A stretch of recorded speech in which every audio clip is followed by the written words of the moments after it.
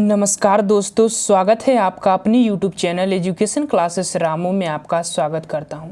दोस्तों, आज की वीडियो हमारा यूथ कंपटीशन टाइम की बुक से रिलेटेड प्राइमरी सुपरटेट शिक्षक भर्ती के लिए विज्ञान वाला हम टॉपिक आपको पढ़ा रहे थे यूथ कंपटीशन टाइम्स की बुक से। इसमें ये जितने भी टॉपिक विज्ञान के दिए गए हैं उन सभी टॉपिक की वीडियो बन चुकी है। तो अगर आप उन सभी वीडियो को नहीं देखे होंगे तो ज़रूर देखिएगा। प्लेइंग लिस्ट में अलग से उसकी बनाई हुआ हूँ, तो ज़रूर देखिएगा। आज की हमारा वीडियो होगा प्रायोगिक महत्वपूर्ण प्रश्न जो है, चौथा टॉपिक है वो इस वीडियो का होगा। और इसमें 350 क्वेश्चन जो है दिए गए हैं। उन 350 क्वेश्चनों को हम 3 पार्ट में कवर कर देंगे। तो याद रखिएगा, बहुत जल्द ही हम 3 पार्ट में इसको कवर कर देंगे। ज़्यादा प्रश्न है, इसीलिए हम इसको 3 पार्ट में कवर करने का प्रयास किया कि जितना जल्दी हो सके इस बुक को ख़त्म किया जाए। बाकी चीज़ें अगर आपको शिक्षक भर्ती से रिलेटेड फ्री में नोट्स PDF चाहिए तो आप हमारे टेलीग्राम एजुकेशन क्लासेस रामू के चैनल पर चले जाइएगा, वहाँ पर फ्री में उपलब्ध है, आप ले सकते हैं। और बाकी चीज़ें अगर आपको कमेंट ही करना है तो अच्छी कमेंट करें ताकि हमें मोटिवेट मिले। बाकी आप ऐसे कमेंट कभी कभी करते हैं जैसे डीमोटिवेट हम ही हो जाते हैं।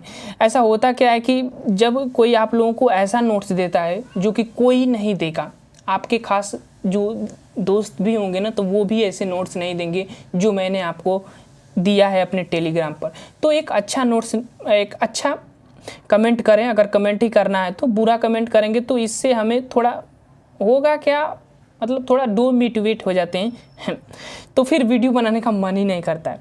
फिर भी 1-2 दिन रुकते हैं, फिर दूसरे दिन से स्टार्ट हो जाते हैं। तो किसी के पीछे क्या भागना। फिर भी आप लोगों का अगर यही चीज़ है तो अच्छा ही कमेंट करिएगा, हमारे लिए जो सहायता हो। बाकी चीज़ें अगर कोई भी वीडियो अगर आप लोगों से रिलेटेड आती है, आप लोगों का तो हर टॉपिक का यही रहता है कि ये बुक पढ़ा दो, ये बुक पढ़ा दो। तो हर इंसान के अकॉर्डिंग तो चल नहीं सकते, चलेंगे तो ज़्यादा कमेंट जो रहेगा उसी के अकॉर्डिंग हम चलते हैं। तो वही चीज़ें हैं। बाकी चीज़ें आप लोगों को अगर पसंद आए तो वीडियो देखिएगा, नहीं पसंद आए तो कोई ज़बरदस्ती नहीं है। बाकी आज का हमारा होगा विज्ञान का 350 प्रश्नों की सीरीज का पार्ट 1। ये चीज़ें ध्यान रखिएगा। और इसमें हम प्रश्न नंबर पहला करने वाले हैं। और 2 दिन से वीडियो नहीं आ रही थी, इसकी वजह भी समझिए कि 350 क्वेश्चन का PDF बनाना काफ़ी आसान नहीं होता है। 2 घंटा लगातार जब आप फ़ोन पर कार्य करते हैं तब जाकर वो PDF बन के तैयार होता है। तो सोच सकते हैं, इधर उधर ताक नहीं सकते। फिल्म देखेंगे तो इधर उधर ताक लेंगे, लेकिन PDF बनाते वक्त इधर उधर नहीं ताकना होता है, नहीं तो हमारा PDF इधर का उधर जो है गड़बड़ा जाता है। तो ये चीज़ें ध्यान रखिएगा, इसीलिए 2 दिन से जो है वीडियो नहीं आ रही थी। बाकी आज से हो सकता है कि कंटिन्यू आपको वीडियो मिलना स्टार्ट हो जाएगा। तो चलिए, आज का हमारा प्रश्न नंबर पहला, कोशिका भित्ति पाई जाती है, किस में पाई जाती है वो आपको बताना है। इसमें देखिए, ये जितने भी प्रश्न हैं हम इसमें व्याख्या नहीं करेंगे। पहली चीज़ सीधे प्रश्न और उत्तर, क्योंकि प्रश्न ज़्यादा आपको कराना है और जल्द से जल्द इसको कवर कराने का प्रयास करूँगा। बाकी डिटेल में वीडियो देखनी तो प्लेइंग लिस्ट बनी हुई है सभी टॉपिकों की, वहाँ से आप देख सकते हैं। कोशिका भित्ति किस में पाई जाती है, तो पौधों में पाई जाती है। ये वाला विकल्प सही हो जाएगा पहला का, ध्यान रखिएगा। आगे चलते हैं, प्रश्न नंबर दूसरा, पौधों की कोशिका भित्ति बनी होती है, सबको पता है सेल्यूलोज की बनी होती है। दूसरा प्रश्न का ये वाला विकल्प सही हो जाएगा। प्रश्न नंबर तीसरा, सजीव तथा निर्जीव के बीच की कड़ी किसे कहा जाता है, वो आपको बताना है। प्रश्न नंबर तीसरा में किसको कहा जाता है, तो विषाणु को कहा जाता है, जिसको हम वायरस कहते हैं। तो सजीव और निर्जीव की कड़ी इसी को कहा जाता है। बी वाला विकल्प सही हो जाएगा। प्रश्न नंबर चौथा, पत्तियों का हरा रंग किसके कारण होता है, तो क्लोरोफिल, जिसको पर्णहरिम हिंदी में कहते हैं, इसी के कारण होता है। बी वाला विकल्प जो है चौथा का सही हो जाएगा, ध्यान रखिएगा। प्रश्न नंबर 5वां, प्रकाश संश्लेषण की क्रिया होती है, सबको पता है पौधों में होती है। ये वाला विकल्प 5वां का सही हो जाएगा, याद रखिएगा। प्रश्न नंबर 6वां, प्रकाश संश्लेषण उत्पादक है, किस चीज़ का उत्पादक है, तो वो उत्पादक किस चीज़ का करता है, तो वो बाण का भी करेगा और ऑक्सीजन का भी करेगा। तो इस तरह से सी वाला विकल्प अपने लिए भी और मनुष्य के लिए भी ऊर्जा देता है। तो बी वाला विकल्प सी वाला विकल्प 6वां का सही हो जाएगा, ध्यान रखिएगा। प्रश्न नंबर 7वां, प्रकाश संश्लेषण के लिए आवश्यक है, क्या आवश्यक है, तो प्रकाश संश्लेषण की ये सभी आवश्यक है। डी वाला विकल्प जो है 7वां का सही हो जाएगा। प्रकाश संश्लेषण तभी होगा जब सभी ये आवश्यक रहेंगे तभी। प्रश्न नंबर 8वां, मानव शोषण करता है, किससे करता है, बताइए मानव श्वसन किससे करता है? प्रश्न नंबर 8 किससे करता है? तो फेफड़ों से करता है। बी वाला विकल्प सही हो जाएगा। गलफड़ों से मछलियां करती है, ध्यान रखिएगा। प्रश्न नंबर 8 का बी वाला विकल्प सही हो जाएगा। प्रश्न नंबर 9 पौधे श्वसन क्रिया में कौन सी गैस लेते हैं? लेते कौन से हैं? कार्बन डाइऑक्साइड, सबको पता है। ए वाला विकल्प जो इसका सही हो जाएगा प्रश्न नंबर 9 का। आगे चलते हैं प्रश्न नंबर 10 मरुस्थली पौधे नागफनी की पत्तियां रूपांतरित हो जाती है, किस में रूपांतरित हो जाती हैं? तो पत्तियां जो है किस में रूपांतरित हो जाती है? तो वो हो जाती है कांटों में। ए वाला विकल्प सही हो जाएगा प्रश्न नंबर 10 का। प्रश्न नंबर 11 मेढक है, मेढक क्या है? उभयचर है। डी वाला विकल्प जो है सही हो जाएगा प्रश्न नंबर 11 का। मेढक उभयचर, डी वाला 11 का डी हाँ। प्रश्न नंबर 12 लाइकेन है, लाइकेन क्या है वो आपको बताना है। सहजीवी होता है, शैवाल और कवक का। बी वाला विकल्प जो है 12 का सही हो जाएगा। प्रश्न नंबर 13 परजीवी पौधे हैं, परजीवी कौन सा पौधा है वो आपको बताना है प्रश्न नंबर 13 का। तो परजीवी की बात करें इसमें तो हमारा जो विकल्प सही होगा वो होगा अमरबेला भी हो जाता है, रेफ्लिसी और चंदन भी। डी वाला विकल्प जो है 13 का सही हो जाएगा। सही ध्यान रखिएगा। प्रश्न नंबर 14 मृतोपजीवी पौधे, मृतोपजीवी पौधे कौन से हैं वो आपको बताना है प्रश्न नंबर 14 का। तो कुकुरमुत्ता जिसको मशरूम कहते हैं ये भी है, और मोनोट्रोपा दोनों भी हैं, याद रखिएगा। सी वाला विकल्प जो है सही हो जाएगा। सड़े गले स्थानों पर उगते हैं, सी वाला विकल्प 14 का सही हो जाएगा। प्रश्न नंबर 15 कीट भक्षी पौधे कीटों को भक्षण नाइट्रोजन की कमी को पूर्ण करने के लिए करते हैं। कीट भक्षी पौधे कौन सा है इसमें से आपको बताना है प्रश्न नंबर 15 का। कौन सा विकल्प हमारा? डी वाला सही हो जाएगा। नेफेंथिस, ड्रोसेरा और यूटिकुलेरिया ये तीनों जो है कीट भक्षी पौधे हैं, ध्यान रखिएगा। यूटिकुलेरिया जलीय कीट भक्षी पौधा है, ये भी पॉइंट ध्यान रखिएगा। 15 का हमारा डी वाला विकल्प। जली कीट भक्षी पौधा कौन सा है? प्रश्न नंबर 16 का आपको बताना है।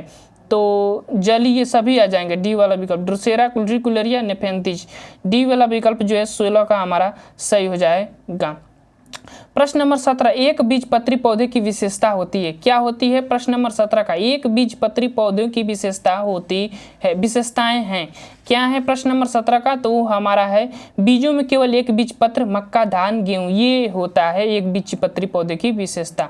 बाकी बी वाला विकल्प इसका सही हो जाएगा। प्रश्न नंबर 17 का बी ही है ना? हाँ बी है। द्विबीजपत्री पौधे की विशेषता आपको बताना है क्या होता है प्रश्न नंबर 18 का। तो इसमें जो है पत्तियों में जालिका सिराएं विन्यास पाया जाता है, और पत्तियों दो बीज पत्रवाती, दाल, चना ये सब होते हैं। तो दोनों हो जाएगा सी वाला विकल्प 18 का सही हो जाएगा प्रश्न नंबर 18 का। प्रश्न नंबर 19 स्वपोषी जो अपना भोजन स्वयं बनाते हैं वे है क्या? कौन है भैया जो अपना भोजन स्वयं बनाते हैं? प्रश्न नंबर 19 का। तो वो हो जाएंगे पौधे। बी वाला विकल्प सही हो जाएगा। ये अपना भोजन स्वयं बनाते हैं। प्रश्न नंबर 19 का बी। 19 का बी। 20 मत्स्य, मत्स्य मतलब मछली अनुकूलन है, किस में अनुकूलन है? तो वो मछली जो है किस में अनुकूलन है? प्रश्न नंबर 20 में आपको बताना है। तो देखिए ये गलफड़े से श्वसन, सही बात है। इसमें श्वसन का आकार नाव के आकार का होता है, ये भी दोनों। सी वाला विकल्प जो है 20 का सही हो जाएगा, ध्यान रखिएगा। प्रश्न नंबर 20 सी है ना? हाँ। तना का निर्माण होता है, आपको बताना है तना का निर्माण कहाँ से होता है वो आपको बताना है प्रश्न नंबर 21 का। कौन सा विकल्प होता है? भ्रूण के प्रांकुर भाग से तना का निर्माण होता है। बी वाला विकल्प जो इसका सही हो जाएगा प्रश्न नंबर 21 का। प्रांकुर भाग से, ध्यान रखिएगा, भ्रूण के प्रांकुर भाग से ही तना का जो ऊपर वाला हिस्सा निकलता है भ्रूण से, उसी से तना का निर्माण होता है। प्रश्न नंबर 21 का बी वाला विकल्प। जड़ का निर्माण होता है तो भ्रूण के मूलांकुर से होता है, ए वाला विकल्प। ये दोनों प्रश्न बहुत महत्वपूर्ण है, ध्यान रखिएगा। ए वाला विकल्प जो है सही हो जाएगा। भ्रूण के मूलांकुर से क्या निकलेगा? जड़। लेकिन भ्रूण के प्रांकुर से क्या निकलेगा? तना निकलेगा, ध्यान रखिएगा। प्रश्न नंबर 22 हो गया। प्रश्न नंबर 23 भूमि के जल एवं खनिज लवणों का अवशोषण करता है तथा पौधों को भूमि में स्थिर रखता है। कौन है कि भूमि से जल तथा खनिज लवणों का अवशोषण करता है तथा पौधों को भूमि में स्थिर रखता है? कौन है? प्रश्न नंबर 23 का विकल्प हमारा जो सही होगा वो होगा जड़। ए वाला विकल्प सही हो जाएगा। स्थिर रखने का कार्य और पानी अवशोषण, खनिज लवण अवशोषण का कार्य यही है। 23 का ए वाला विकल्प। प्रश्न नंबर 24 जल तथा खनिज लवणों का संवहन करता है, कौन करता है? एक होता है जाइलम, एक होता है फ्लोएम। जाइलम करता है, ए वाला विकल्प सही हो जाएगा। जड़ में पाया जाता है, ज से जाइलम, ज से जड़, ए वाला विकल्प सही हो जाएगा। ट्रिक बता रहा हूँ साथ में, ज से जाइलम, ज से जड़, ए वाला विकल्प 23 का सही। फ्लोएम क्या करता है? तो ये भोजन बनाया हुआ होता है उसको देने का कार्य करता है, फैलाता है। प्रश्न नंबर 24 का ए वाला विकल्प हमारा सही हो जाएगा। जाइलम भोज्य पदार्थों का संवहन देखिए यही है, फ्लोएम करता है। बी वाला विकल्प जो है 25 का सही हो जाएगा। प्रश्न नंबर 25 का। प्रश्न नंबर 26 प्रतान। लीफ टेंड्रिल जो कि पत्तियों का रूपांतरण होता है पाया जाता है, किसमें ये पाया जाता है वो आपको बताना है प्रश्न नंबर 26 का। विकल्प हमारा जो सही होगा वो होगा मटर में पाया जाता है, ए वाला विकल्प इसका सही हो जाएगा प्रश्न नंबर 26 का। प्रश्न नंबर 27, वे पौधे जो मशरूम मरुस्थल में उगते हैं कहे जाते हैं, क्या कहे जाते हैं, तो उनको हम क्या कहते हैं, जोरोफाइटा कहते हैं। 27 का हमारा ए वाला विकल्प सही हो जाएगा, पूछा जाता है बहुत, ए वाला विकल्प जो है सही हो जाएगा, जोरोफाइटा कहते हैं जो मरुस्थलीय क्षेत्रों में उगते हैं। प्रश्न नंबर 27 का ए वाला विकल्प। प्रश्न नंबर 28, जड़ों के प्रकार है, तो जड़ों के ये दोनों प्रकार है, सी वाला विकल्प सही हो जाएगा, मूसलर जड़ें और अपस्थानिक जड़ें। प्रश्न नंबर 28 का सी वाला विकल्प हमारा सही हो जाएगा। प्रश्न नंबर 29, पौधे में वाष्प उत्सर्जन की क्रिया होती है, किससे होती है, तनों से होती है या जड़ से होती है या स्टोमे पर्णरंध्र द्वारा होती है, तो किससे होती है। प्रश्न नंबर 29 बहुत महत्वपूर्ण प्रश्न, पर्णरंध्र द्वारा होता है, पत्तियों में पाया जाता है, सी वाला विकल्प जो है सही हो जाएगा प्रश्न नंबर 29 का। प्रश्न नंबर 30, पौधों की पत्तियों द्वारा जल का वाष्प के रूप में निकलना कहलाता है, क्या कहते हैं उसको, तो उसको हम कहते हैं वाष्प उत्सर्जन, बी वाला विकल्प 30 का सही हो जाएगा। बहुत अच्छा प्रश्न है। आगे चलते हैं प्रश्न नंबर 31, टच मी नॉट कहते हैं, टच मी नॉट किसे कहते हैं वो आपको बताइए, तो छुई मुई, छुएंगे मर जाएगा, सी वाला विकल्प जो 31 का सही हो जाएगा, टच मी नॉट, पढ़ने से ही पता चल जाता है। प्रश्न नंबर 32, नारियल तथा कमल में कौन सा प्रकीर्णन होता है, नारियल तथा कमल में कौन सा प्रकीर्णन होता है वो आपको बताना है प्रश्न नंबर 32 का। तो जल प्रकीर्णन होता है, जल में उगता है ये, और नारियल तो जल में नहीं उगता है, लेकिन इसमें जो प्रकीर्णन होता है जल प्रकीर्णन होता है, बी वाला विकल्प 32 का सही हो जाएगा, ध्यान रखिएगा। प्रश्न नंबर 33, मानव शरीर में पाए जाने वाला पाचन ग्रंथि आपको बताना है, कौन है पाचन ग्रंथि की बात कर रहा है इसमें से। प्रश्न नंबर 33 का विकल्प हमारा जो होगा, ये सभी आ जाते हैं, सभी पाचन में योगदान इन सभी कराता है, डी वाला विकल्प हमारा सही हो जाएगा प्रश्न नंबर 33 का। प्रश्न नंबर 34, इंसुलिन हार्मोन अग्नाशय से निकलता है, इसके कमी से होने वाला रोग कौन है, मधुमेह रोग, डी वाला विकल्प सही हो जाएगा, डी वाला विकल्प ध्यान रखिएगा, मधुमेह रोग। पेनक्रियाज कहते हैं अग्नाशय को, मिश्रित ग्रंथि होती है। प्रश्न नंबर 35 है कि मानव शरीर में सबसे बड़ी पाचन ग्रंथि कौन सी है वो आपको बताना है प्रश्न नंबर 35 का। तो कौन सी होती है सबसे बड़ी पाचन ग्रंथि 35 का, तो विकल्प हमारा हो जाएगा यकृत, सबको पता है, ए वाला विकल्प जो है लीवर होता है, ए वाला विकल्प 35 का सही हो जाएगा। प्रश्न नंबर 36, पित्त रस का निर्माण होता है पित्ताशय में, आपको पता होगा, सी वाला ए वाला विकल्प जो है 36 का पित्त रस का निर्माण करता है, पित्त रस का निर्माण यकृत करता है, बी वाला विकल्प इसका सही हो जाएगा, इकट्ठा पित्ताशय में होता है, ये चीजें ध्यान रखिएगा, प्रश्न को ध्यान से नहीं पढ़ा, बी वाला विकल्प बहुत सटीक प्रश्न है, ध्यान रखिएगा। प्रश्न नंबर 36 का बी वाला विकल्प, देखिए बी वाला ही दिया है। मानव दांतों के प्रकार होते हैं, तो ये जो होते हैं कृदंत, रदनत, अग्रचवणक, चवणक, ये सभी मानव दांत के प्रकार होते हैं, तो डी वाला के ही साथ जाएंगे, 37 का डी वाला विकल्प सही हो जाएगा।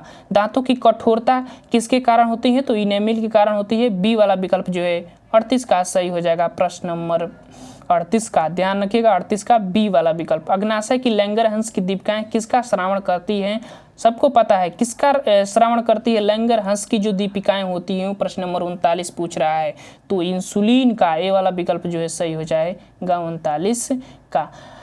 प्रश्न नंबर 40 है कि अपेंडिक्स कृमि रूप परिशेषिका जो कि बड़ी आंत का भाग है, शाकाहारी पशुओं में यह विकसित होता है तथा इसमें सेलुलोज का पाचन होता है, वो किस में होता है वो आपको बताना है आपको प्रश्न नंबर 40 का, और विकल्प हमारा जो होगा अवशेषी अंग में, अवशेषी अंग ए वाला विकल्प हम इसमें बताए हैं, अवशेषी अंग ध्यान रखिएगा, ए वाला विकल्प जो है बड़ी आंत में पाया जाता है, सीकम होता है, सीकम याद आ गया, सीकम ये बड़ी आंत में पाया जाता है जो कि सेलुलोज का पाचन करता है, लेकिन ये मनुष्य में निष्क्रिय है, निष्क्रिय का मतलब हुए अवशेषी अंग के अंतर्गत आ जाता है जो कि काम नहीं कर रहा है, 40 का ए वाला विकल्प हमारा सही हो जाएगा। प्रश्न नंबर 41 है कि निम्न में से कौन सा रोग विटामिन की कमी से होता है, कौन सा रोग है जो इसमें से विटामिन की कमी से होता है, प्रश्न नंबर 41 का, तो अपूर्णता रोग जो हो जाएगा, बाकी सबके अलग अलग रोग हैं, बाकी ये वाला विकल्प हमारा 41 का सही हो जाएगा।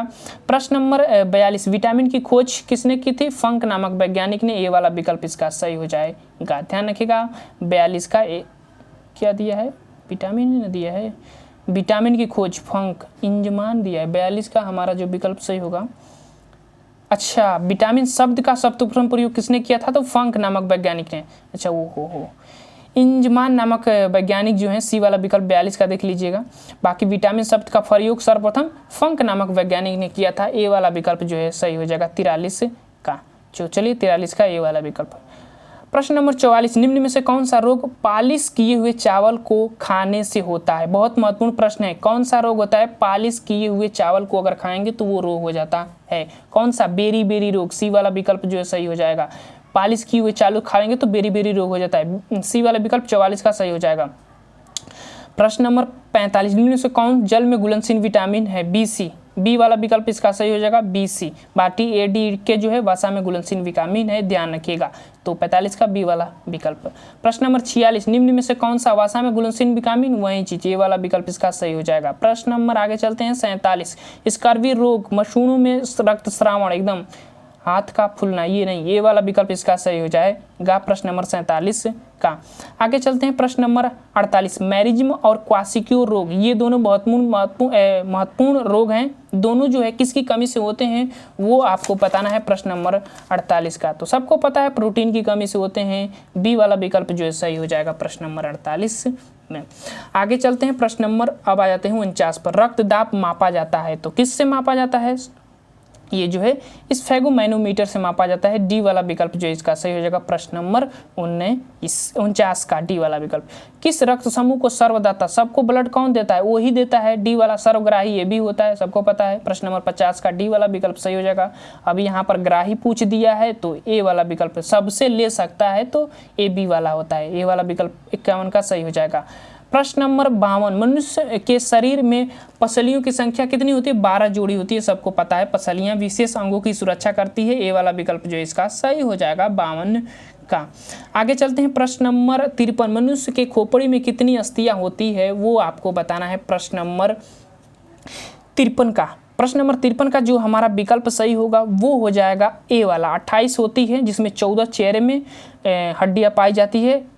53 का ए वाला विकल्प हमारा सही हो जाएगा, 28 होती हैं। प्रश्न नंबर 54, हमारे शरीर की सबसे छोटी हड्डी स्टेपिज है और सबसे बड़ी फीमर है, सबको पता है। ए वाला विकल्प प्रश्न के अकॉर्डिंग 54 का सही हो जाएगा। प्रश्न नंबर 55, हमारे शरीर की सबसे बड़ी हड्डी फीमर है। बी वाला विकल्प जो है इसका सही हो जाएगा 55 का। प्रश्न नंबर 56, हमारे शरीर के किस अंग में लसिका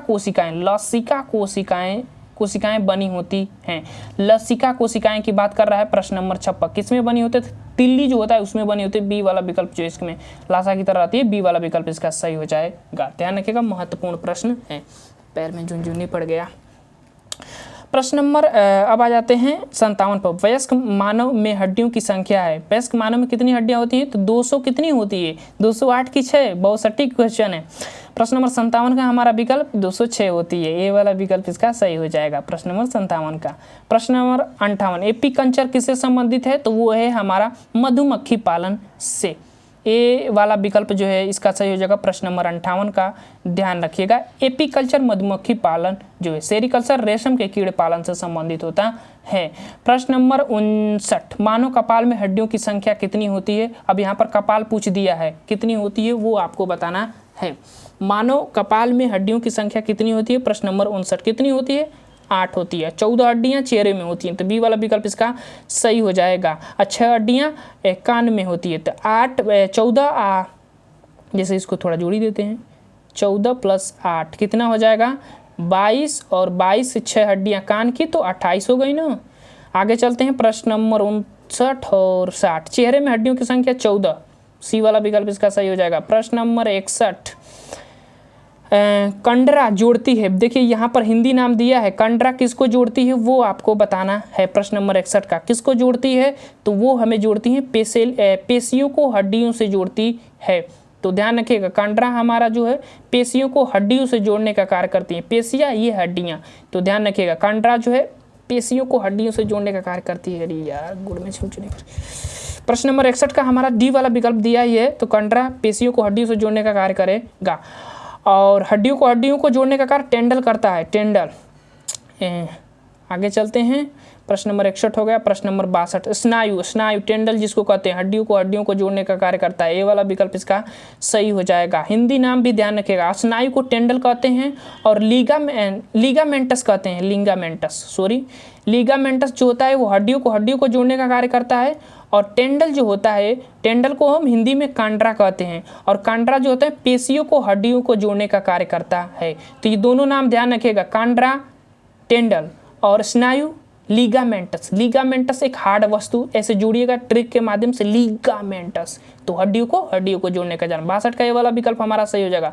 प्रश्न नंबर 63, संकुचनशील प्रोटीन है, कौन जो है इसमें से संकुचनशील प्रोटीन है वो आपको बताना है। तो दोनों मायोसिन और एक्टिन जो है संकुचनशील प्रोटीन के अंतर्गत आएंगे। प्रश्न नंबर 64, पेशियों के प्रकार हैं, कितनी पेशियां प्रकार होती है, प्रश्न नंबर 64 का बताना है। डी वाला विकल्प सभी हो जाता है, ये पेशियों के प्रकार है। आगे चलते हैं, प्रश्न नंबर 65, मनुष्य की पसलियों की किसकी रक्षा करता है, तो फेफड़ों की भी करेगा, हृदय की भी करेगा, और 65 का विकल्प किसके साथ जाएंगे, तो दोनों के साथ जाएंगे। प्रश्न गजब के पूछा है। सी वाला विकल्प 65 का सही हो जाएगा, ध्यान रखिएगा, ऑप्शन के अकॉर्डिंग ही चलना था। प्रश्न नंबर 66, तंत्रिका तंत्र की इकाई है, तंत्रिका तंत्र की इकाई है वो आपको बताना है। प्रश्न नंबर 66 का, प्रश्न नंबर 66 का जो हमारा विकल्प सही होगा वो होगा न्यूरॉन। न्यूरॉन जो है तंत्रिका तंत्र की इकाई है, नेफ्रॉन जो है किडनी की इकाई है, ये भी ध्यान रखिएगा। प्रश्न नंबर 66 का ए वाला विकल्प सही हो जाएगा। प्रश्न नंबर 67, एसिटिलीन कोलिन की श्रावण करने वाली कोशिकाएं हैं, एसिटिल कोलिन की श्रावण करने वाली कोशिकाएं हैं, कौन कोशिकाएं होती हैं, प्रश्न नंबर 67 का विकल्प हमारा होगा तंत्रिका कोशिकाएं होती हैं, ये वाला विकल्प हमारा सही हो जाएगा। प्रश्न नंबर 67 का ध्यान रखिएगा। प्रश्न नंबर 68, कार्पस कैल्शियम होता है, कार्पस कैल्शियम होता है, किस में होता है वो आपको बताना है। प्रश्न नंबर 68 में, तो किस में होता है, तो मनुष्य के मस्तिष्क में होता है, ए वाला विकल्प इसका सही हो जाएगा, ध्यान रखिएगा। प्रश्न नंबर 68 का आगे चलते हैं, प्रश्न नंबर 69, एसिटिलीन कोलिन होता है, एसिटिल कोलिन होता है। प्रश्न नंबर 69, ये रासायनिक संचयी प्रक्रिया होती है, बी वाला विकल्प सही हो जाएगा, ध्यान रखिएगा, मस्तिष्क में होता है। प्रश्न नंबर 69 का ये वाला विकल्प हमारा सही हो जाएगा। प्रश्न नंबर आगे चलते हैं और अगला हमारा प्रश्न है 70, हीमियोस्टैसिस शब्द का प्रयोग किया था, हीमियोस्टैसिस शब्द का सर्वप्रथम प्रयोग किसने किया था, प्रश्न नंबर 70 का रहा है, वो है वाल्टर बुकैनन जी ने किया था, ये वाला विकल्प इसका सही हो जाएगा। प्रश्न नंबर 70 हो गया। प्रश्न नंबर अब चलते हैं 71 पर। ये 71 प्रश्न कर रहा है कि मोलस्का तथा एनेलिडा के बीच की कड़ी है, मोलस्का तथा एनेलिडा के बीच की कड़ी कौन है वो आपको बताना है। प्रश्न नंबर 71 का, तो नियोपिलाइना जो होता है, नियोपिलाइना जो है वो होता है मोलस्का तथा एनेलिडा के बीच की कड़ी, कैसे प्रश्न है भाई, सी वाला विकल्प इसका सही हो जाएगा, ध्यान रखिएगा। आगे चलते हैं, प्रश्न नंबर 72, एलेनिडा तथा आर्थ्रोपोडा के बीच की कड़ी कौन सा है, बहुत अच्छे प्रश्न है, एलेनिडा तथा आर्थ्रोपोडा के बीच की कड़ी कौन सा है वो आपको बताना है। प्रश्न नंबर 72 का, तो पेरीपैटस जो है इनके बीच की कड़ी है, ये वाला विकल्प सही हो जाएगा, ध्यान रखिएगा, इन चीज़ों को लिख लीजिएगा अपने नोटबुक में। प्रश्न नंबर 73, रुधिर की हीमोग्लोबिन के विखंडन से बनते हैं, रुधिर की हीमोग्लोबिन के विखंडन से क्या बनते हैं वो आपको बताना है। प्रश्न नंबर 73 का, तो बिलिरुबिन भी बनेगा और बिलिवर्डिन भी बनता है, दोनों बनता है भाई, इसी वाला विकल्प इसका सही हो जाएगा। प्रश्न नंबर 73 का आगे चलते हैं, प्रश्न नंबर 74, रुधिर वाहिनियों में रुधिर का थक्का बनने से रोकता है कौन, तो हिपेरिन सबको पता है, ये वाला विकल्प सही हो जाएगा। प्रश्न नंबर 74 का, हिपेरिन उपस्थित रहेगा तो रुधिर थक्का नहीं बनेगा। प्रश्न नंबर 75, पित्त की विशेषताएं हैं, पित्त जो होता है उसकी विशेषता आपको इसमें से ढूंढना है, प्रश्न नंबर 75 का रहा है। तो इसकी जो विशेषता की बात करती है, हल्के पीले रंग का, सही बात है, पित्त पीला होता ही है, इसका पीएच मान हल्का क्षारीय होता है, तो ये भी सही है, और इसका कायम को सड़ने से बचाता है, कायम को सड़ने से बचाता है, तो ये भी बात सही है, डी वाला विकल्प इसका सही हो जाएगा। प्रश्न नंबर 75 का। प्रश्न नंबर 76, वर्मीफॉर्म अपेंडिक्स किसका भाग है, वर्मीफॉर्म अपेंडिक्स किसका भाग है, प्रश्न नंबर 76 का, तो ये किसका, बड़ी आंत का भाग है, बी वाला विकल्प जो इसका सही हो जाएगा। प्रश्न नंबर 76 का। प्रश्न नंबर 77, लीवर कुहन की दरारें किसका श्रावण करती है? लीवर कुहल की जो दरारें होती है वो किसका श्रावण करती है? किसका श्रावण करती है? लीवर आपको पता होगा ना, तो वही उसकी जो दीवारें होती है वो किसका श्रावण करती है? तो जठर रस का श्रावण करती है। दो जगह दिया है क्या? जठर रस, जठर रस। 77 का हमारा जो दोनों विकल्प सही होगा, ध्यान रखें,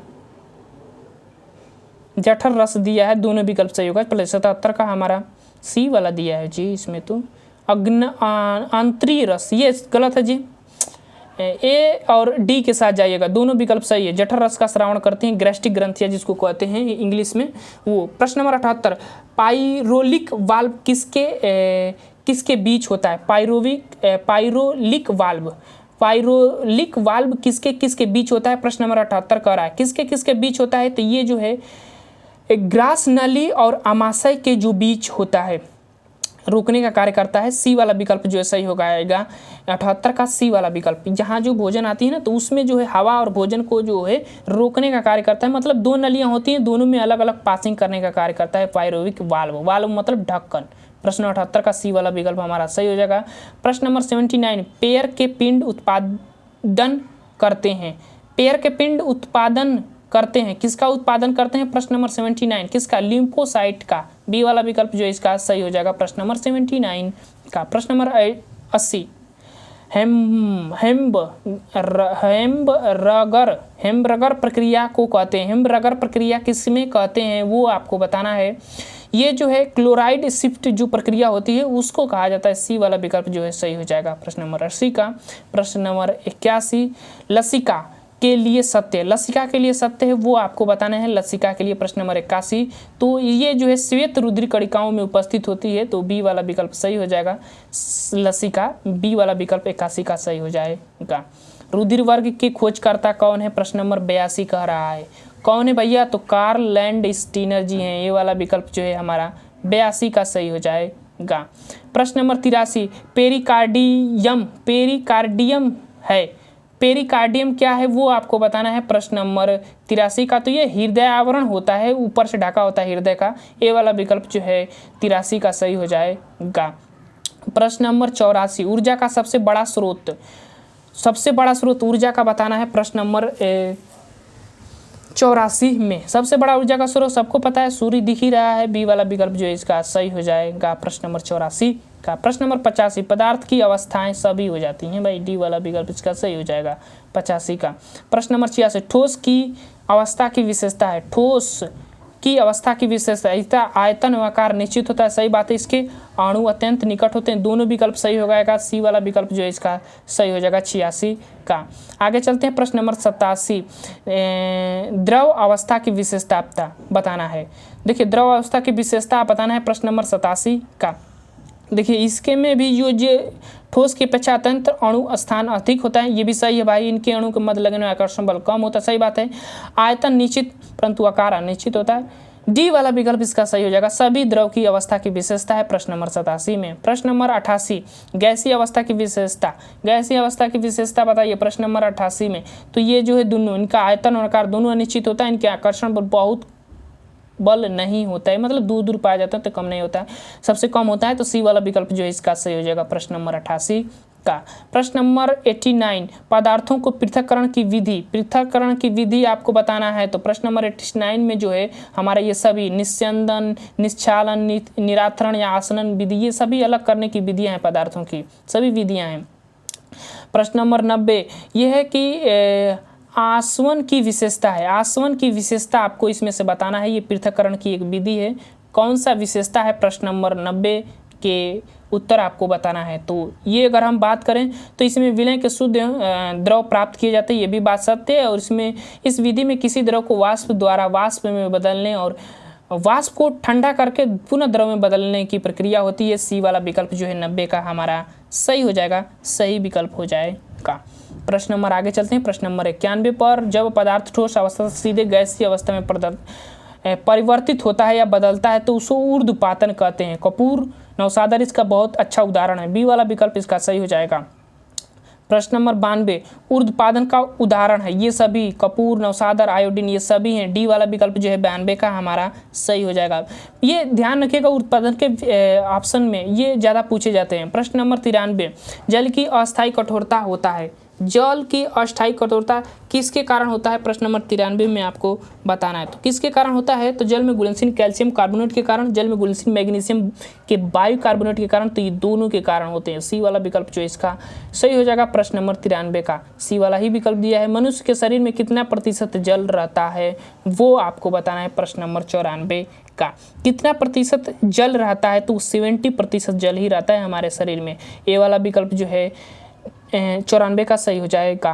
प्रश्न नंबर 95 कितने सेल्सियस वाले जल का घनत्व तो सबसे अधिक होता है? पूछा जाता है भाई। सी वाला विकल्प बी वाला विकल्प सही हो जाएगा। 4 सेल्सियस तक इसका जो जल का घनत्व होता है वो बढ़ता है, उसके बाद धीरे धीरे घटने लगता है। तो बी वाला विकल्प जो है सही हो जाएगा। बहुत प्रश्न ये पूछा गया है, 95 का बी वाला विकल्प सही हो जाएगा। इंपॉर्टेंट क्वेश्चन है, ध्यान रखिएगा।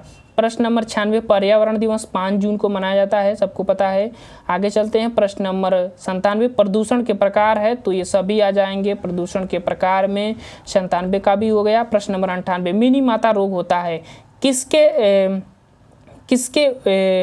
संयोजन से मिनी माता रोग होता है? प्रश्न नंबर 98 विकल्प जो हमारा सही होगा वो हो जाएगा हमारा पहला वाला विकल्प, जल में पारे की मात्रा की अधिकता से होता है। ये वाला विकल्प जो है सही हो जाएगा मिनी माता रोग।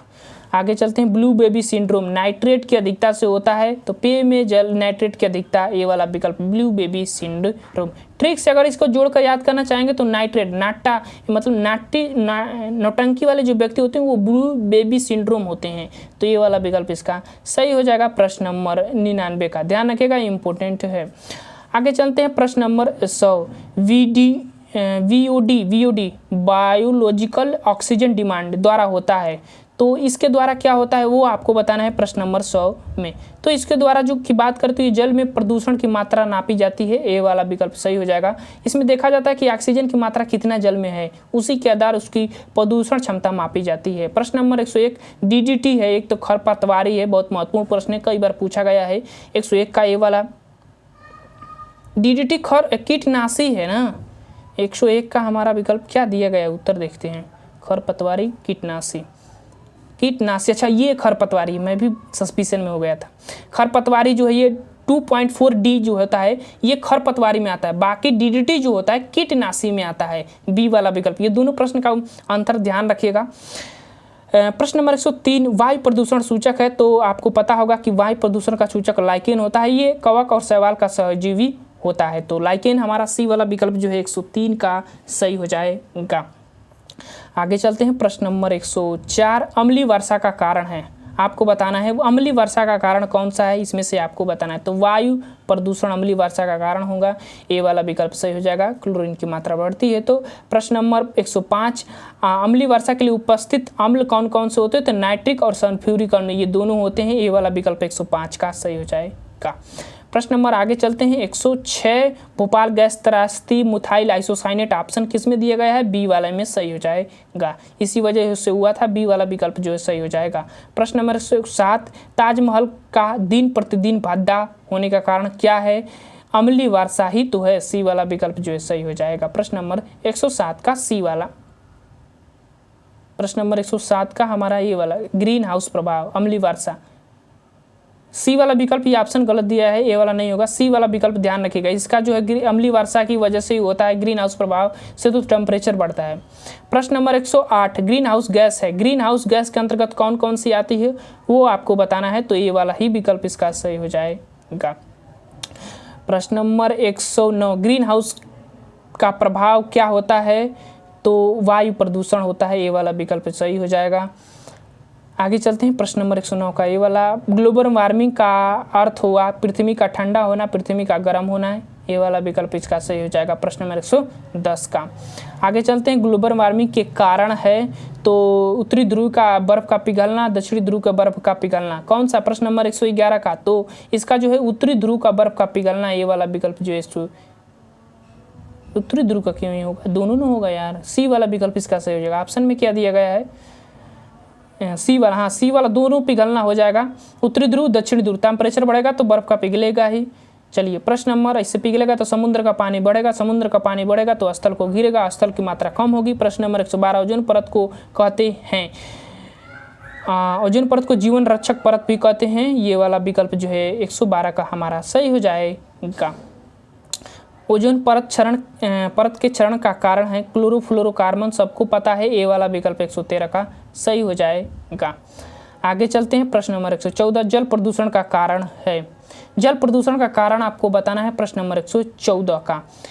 तो अगर हम बात करें जल प्रदूषण में तो ये सभी आ जाएंगे। 100 को विसर्जित करते हैं तो वो भी एक कारण बनता है, सड़ा गला होता है, ये सभी मलमूत्र सभी। 114 का हमारा डी वाला विकल्प सही हो जाएगा। आगे चलते हैं 115, ओजोन परत के क्षरण से होता है तो त्वचा कैंसर, सबको पता है। ए वाला विकल्प 115 का सही हो जाएगा। मोतियाबिंद भी होता है जी, डी वाला विकल्प ही इसका मान लीजिए, डी वाला विकल्प जो है इसका सही हो जाएगा प्रश्न नंबर 115 का। प्रश्न नंबर 116, परावैंगनिक किरणों को रोकता है, कौन रोकता है? तो ओजोन परत। आगे चलते हैं प्रश्न नंबर 117, ओजोन परत 16 सितंबर को मनाया जाता है, दिसंबर मार दिया, 16 सितंबर, बी वाला विकल्प 117 का सही हो जाए इनका। आगे चलते हैं प्रश्न नंबर 118, वायु प्रदूषण का कारण है, ये सभी हो जाएंगे। 118 का डी वाला विकल्प कारण है वृक्षों को काटना, स्वचालित वाहनों का प्रयोग, जीवाश्म ईंधन, ये सभी डी वाला विकल्प जो इसका 118 का सही हो जाएगा। बाकी सी दिया है, गलत दिया है। प्रश्न नंबर 19, ओजोन परत स्थित है तो सबको पता है स्ट्रेटोस्फीयर समतापमंडल में स्थित है, बी वाला विकल्प इसका सही हो जाएगा। प्रश्न नंबर 120 और इस वीडियो का लास्ट प्रश्न आएगा, फ्रेयान द्वारा होता है। फ्रेयान द्वारा क्या होता है वो आपको बताना है प्रश्न नंबर 120 का। तो ये जो है ओजोन परत क्षरण में काफ़ी जिम्मेदार होती है फ्रेयान गैस, ए वाला विकल्प जो है 120 का सही हो जाएगा। तो ये थे 120 प्रश्न जो कि पार्ट 1 में मैंने आपको करा दिया, और बाकी 120 से स्टार्ट हम करेंगे पार्ट 2 में, तो उसमें देखेंगे कि कितने प्रश्नों तक आपको करा सकते हैं। तो चलिए आज के लिए बस इतना है। वीडियो पसंद आए तो लाइक शेयर सब्सक्राइब जरूर करेगा। Thank you for watching this video.